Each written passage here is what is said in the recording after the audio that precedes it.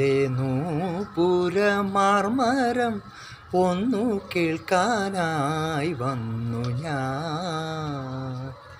നിന്റെ സാന്ത്വന വേണുവിൽ രാഗലോലയായി ജീവിതം.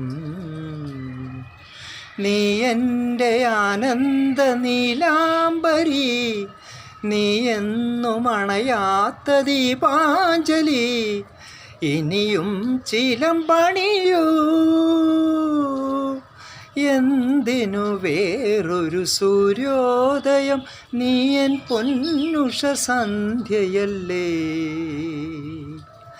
എന്തിനു വേറൊരു മധുവസന്തം, ഇന്നും നീ എന്നരികിലില്ലേ.